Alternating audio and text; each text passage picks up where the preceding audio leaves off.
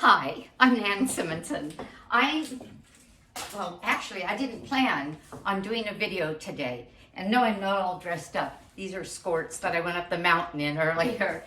I am, though, going to be serving something tonight that is an experiment. It's from an Ayurvedic restaurant that the whole group is moving to Italy, but they shared recipes. So that's a Ayurvedic shepherd pie. I spent time in India, months and months in India. And if you're going to have something like that, you need to have a bread, roti or any number of flatbreads that you can eat with your food. So I thought, I'm going to make a flatbread. The recipe that I started with is a quinoa flatbread from this marvelous cookbook, Plant-Based Cooking Made Easy by Jill Dalton. And this has 3 ingredients, and I added a 4th. And so I'm going to start with that. But before I do that, and before I get this blender messed up, I'm going to try a second recipe for a flatbread that's more complicated, but I wanted to see what it was going to be like. So that second recipe calls for psyllium husk and calls for chia. I'm not sure you're familiar with psyllium husk. It's like Metamucil. I buy it by the pound from my health food store like Sprouts or Whole Foods, actually from a bulk bin. And it's good when you travel. It's good to keep you regular, but also it acts as a binder, almost like an egg. And that's how this is going to act in this recipe. And this is chia. Chia seeds are tiny, tiny little guys. When you get them wet, they get viscous. If you've ever made chia pudding, a little bit of it will give you a lovely pudding that has a thick consistency. So the recipe calls for putting these in here and blending them so that they will become broken up. So I'm going to do that. Oh, there. I'm going to say that's enough. All right. And then I put it in a bowl, according to the recipe, of warm water. 3/4 of a cup plus 2 tablespoons of warm water. So I'm going to use this again for Jill Dalton's recipe, but for this recipe for now, I'm going to mix this up. It is going to become a gel to which I add the flour ingredients to a different Indian flatbread, and you're going to see both of them today. Okay, it's getting gelled already. I'm going to put it aside. So let's make Jill Dalton's. We have 1 cup of, and in this case it's a mixed white and dark of quinoa. Could be the white quinoa or the red or the brown quinoa, to which I added a teaspoon of onion powder, and what I added, well actually that's that 3rd ingredient, otherwise, no, it's 3 ingredients, water, quinoa, and onion powder, and I added some salt, a half a teaspoon. So I'm putting let me think. Yes, I'm putting the quinoa in here. I'm adding 1.5 cups of water. I'm going to blend it, and you're going to be so surprised when you see how easy this is. Let me make sure I'm doing this well. Yeah, okay. Blend, blend, blend. You've got to get it completely mixed up. Sorry for the noise.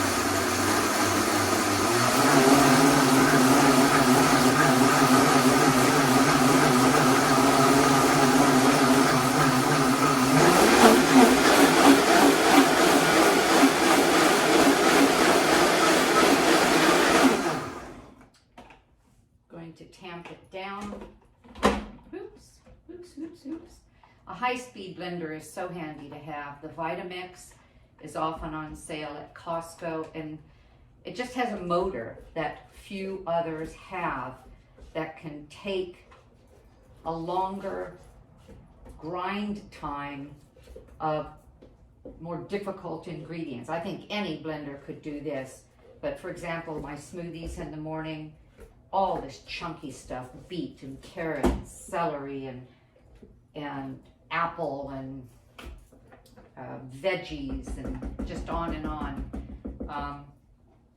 It takes a real tough one, okay, to turn that into like a mold. Okay, let's turn this back on.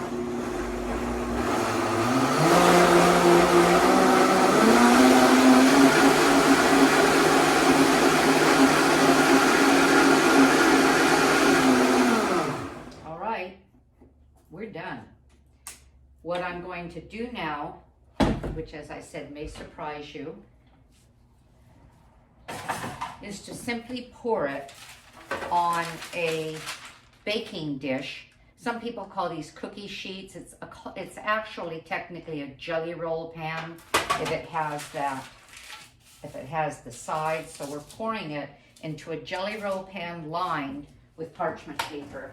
Consider getting your parchment paper from Costco. You can buy it just about anywhere, but man, does it get a lot more expensive when you buy it in smaller rolls. This is a couple 100 feet for a very good price. So this is what I'm doing now with the flatbread onto the jelly roll pan. It has a very kind of an earthy, I won't call it nutty, kind of an earthy smell. It's interesting. I've made Jill Dalton's flatbread with lentils, nothing but lentils and water.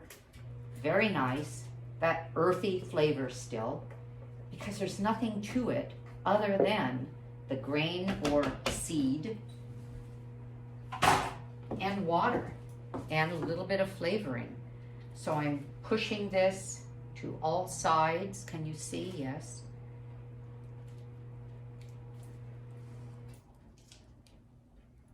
And then I'm going to go on to the next recipe, which is quite different in terms of preparation.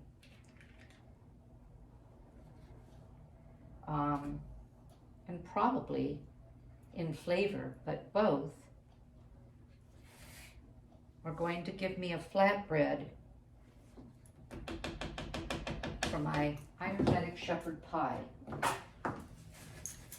I have 10 people coming to dinner next Saturday for the birthday of one of them, and I'm making the shepherd pie in a big pan. This is the experiment to be sure that there's nothing I want to change. And I want to have a basket of some kind of a flatbread that is also Indian. So I'll be back to you in just a bit. I've got this new gadget. Let me see if I can do it. So sad, Nan. Get with it. Oh. All right, I'm back. The next flatbread I'm going to make is from this cookbook. It is Vegan Risha's Indian Kitchen. And the flatbread that I'm making from her book looks like this. And yes, it is more complicated and it will be more time consuming. I began by mixing the combination of the chia and the psyllium husk that you saw me working with into 3/4 cup of water plus 2 tablespoons. And then I mixed together amaranth flour. It could have been amaranth or sorghum flour. So it was whole amaranth that was broken up. I decided to use amaranth because I got this from Bob's Red Mill, and no GMO, vegan, as well as organic and gluten-free, because this is rather nutritious. 1/4 cup of it, 140 calories, 4 grams of fiber, 5 grams of protein. That's a good solid combination of nutrients. 2 grams of fat, which is natural to it. So a cup of that, some tapioca flour, which, or could have been cornstarch, which is nothing but starch. And I don't buy most gluten-free breads because most of them are made out of these starches, rice starch, cornstarch, or tapioca starch, and that's all. This is a whole grain that also has some starch to it, and it has the chia and the psyllium to add some fiber. To all of that, I added a little bit of salt, just 1/4 teaspoon. I added some baking powder, some garam masala. I want to show you this. This is from Frontier Co-op brand spices. They're organic. Garam masala is a combination of Indian spices, and you could buy any brand and it's going to be slightly different, but the basics of it is cardamom, cinnamon, cloves, cumin, organic black pepper, and coriander. And boy, if you could smell that. I used to walk the streets of Mumbai and get their, that's when I drank milk. I am a whole food plant-based, no animal product at all. But this was, gosh, 10 years ago. And I would get the chai tea, the chaiwalas, the fellows that were on the roadside selling chai tea or any number of foods of questionable origin. I would pick up a cup of chai tea because they're very, very beautifully spiced, and garam masala is part of that flavor. A very Indian combination. Okay, so I mixed together garam masala, a little bit of salt, some baking powder, very little, and the amaranth and the tapioca starch. And I'm mixing it now with this combination. Ooh, look at look at this. You saw me put it together. You saw me grind it. Look at that. This is a gel. As a matter of fact, it's a pasty gel. All right, I took my rings off because I'm gonna get my fingers in this. So I used a whisk, any whisk would do. This is flat bottom, and it made it easier to get all of these dry ingredients mixed well. And what I'm going to do is I'm gonna massage it, but I'm gonna first use this to get some of it incorporated. Nope. I'm going to be using my hands completely. Okay, so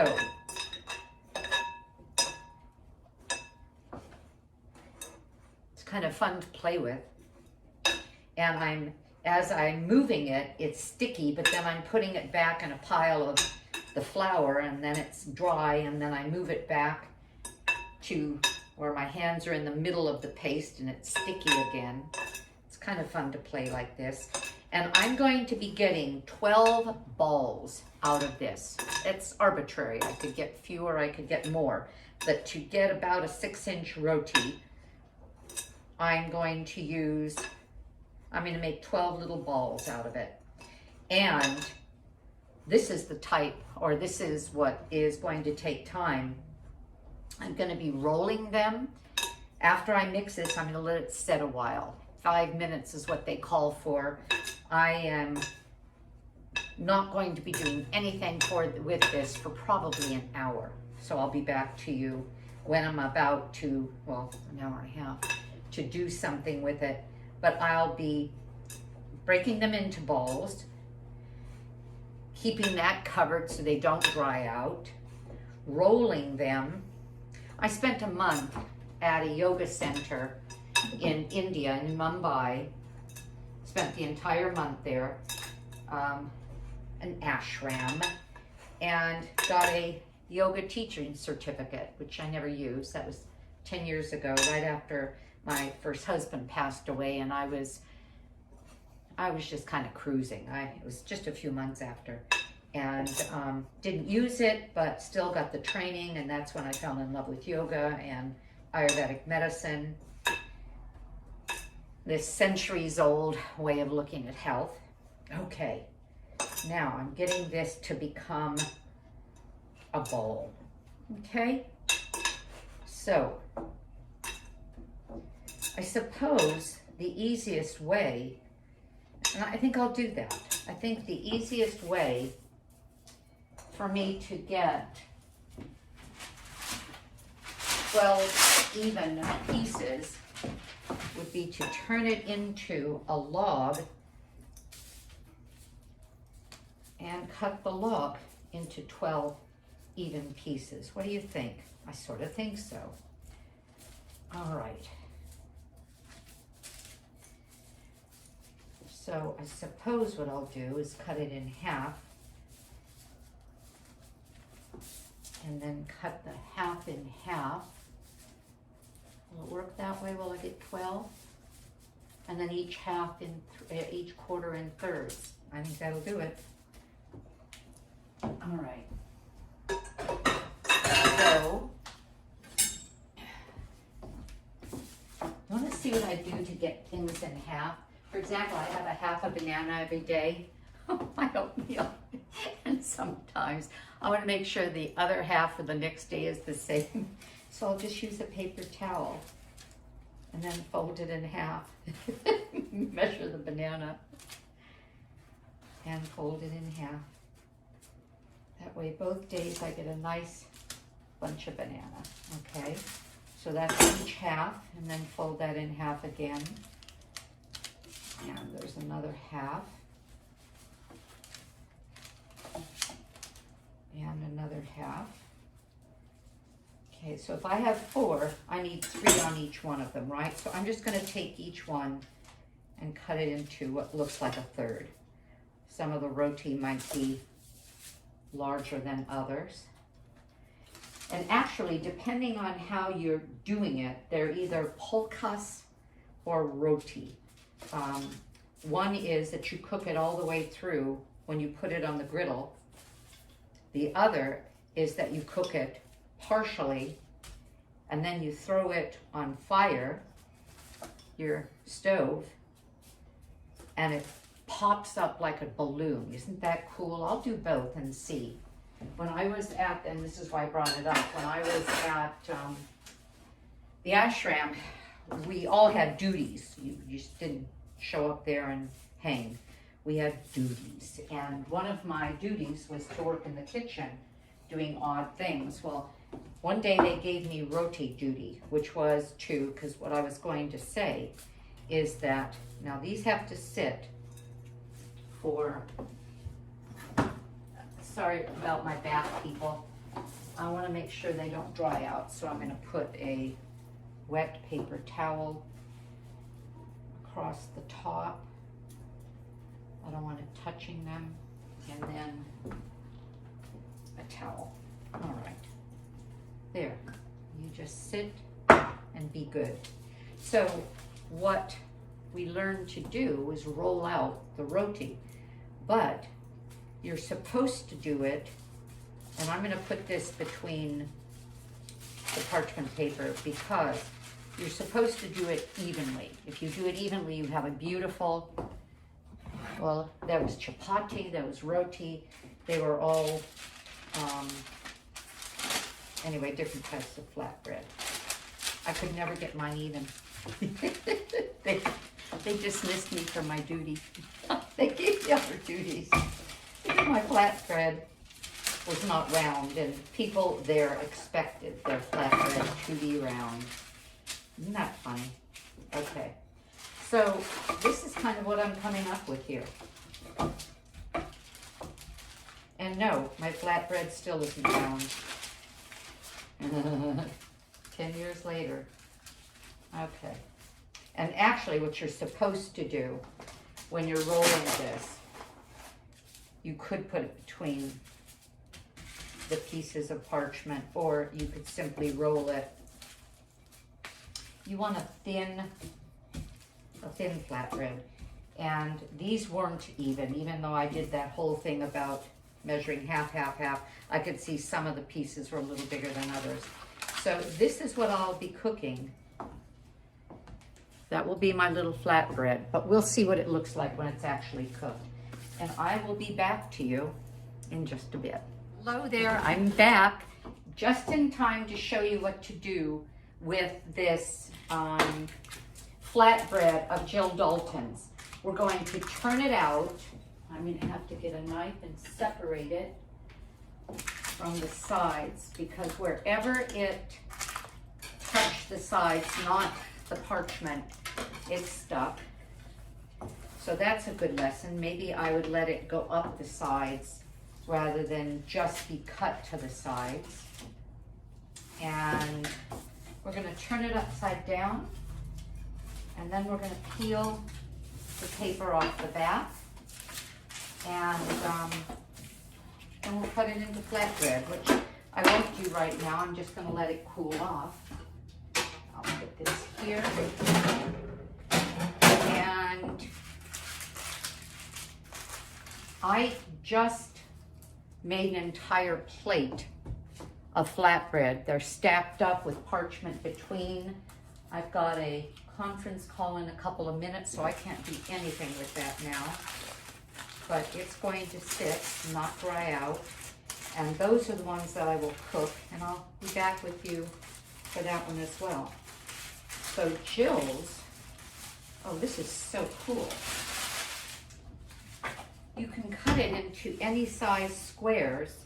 You can see that it's rather pliable. That's one side. That's kind of fun. It looks like chipboard. And that's the other side. I think I like this side better. And I'm going to taste. Oh my goodness. That is yummy. We've lost the lights. I'll be back to you. Hello, I'm back. All right.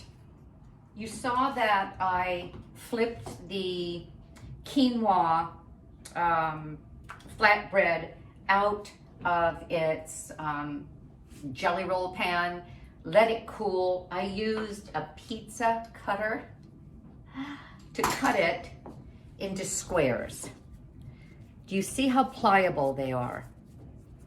I could use this to hold anything, almost like a wrap.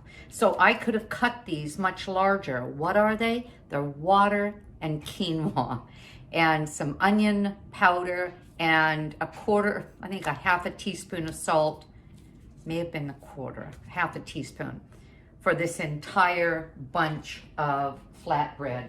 I tried it with some of my roasted red pepper hummus. You'll find this on my cooking channel as well as on my website. This is half a jar left. Makes about 2 cups. And this, it's delicious. What a great way to have a bread that is whole grain. What was this? This was quinoa ground up in water. Where do I put this? I'll leave it there. Okay, so this was about as round as I got my roti. And what I did with it is I put it on the parchment paper, put another piece on top, and I rolled from the middle. It took me a while to get it even this round. What we're supposed to do, according to Risha in her cookbook, is make one at a time, and that's what we were doing at the ashram kitchen, but I'm not patient enough. I rolled them all out, put them under plastic.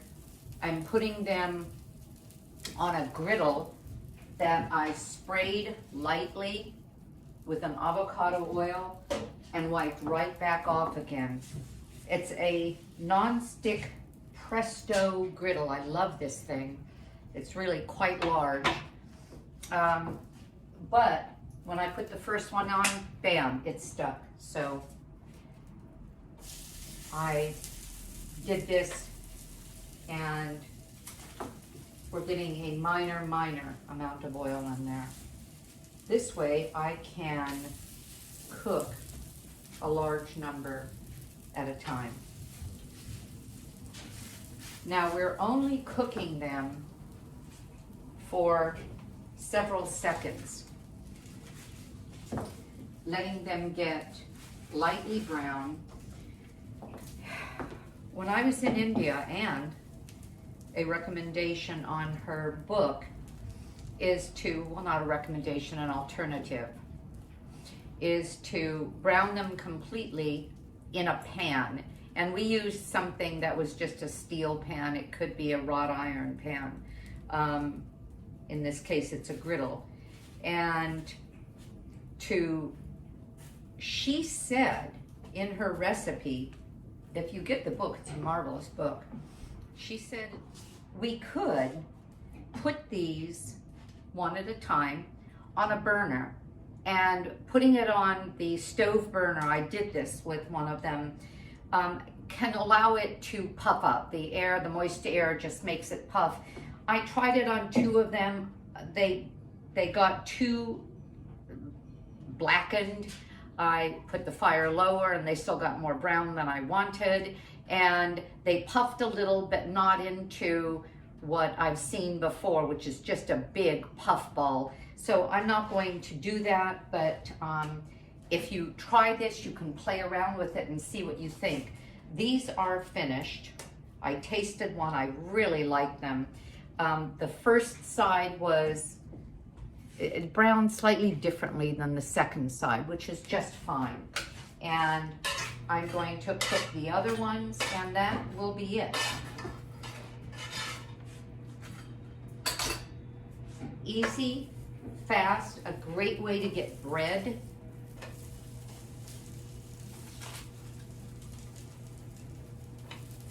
And 2 options. One that took some maneuvering, the other that took next to none. I just did a little taste test. This cooked and the quinoa cooked. And you know what? I like both of them. I think they're wonderful. And you can experiment and see what you think. I hope you're having a great day. I know I am. Somebody asked, Nan, do you end your videos by saying subscribe and like? I said, no, why should I?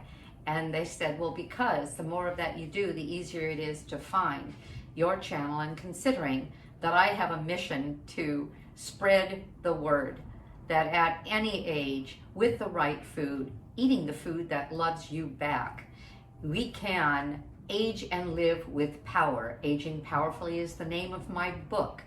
And so yeah, please subscribe, excuse me, and please like, and let people know that with whole food, that are foods that are plant-based, and things as interesting and delicious as this, we can prevent disease, treat disease, reverse disease, and stay healthy into our later years.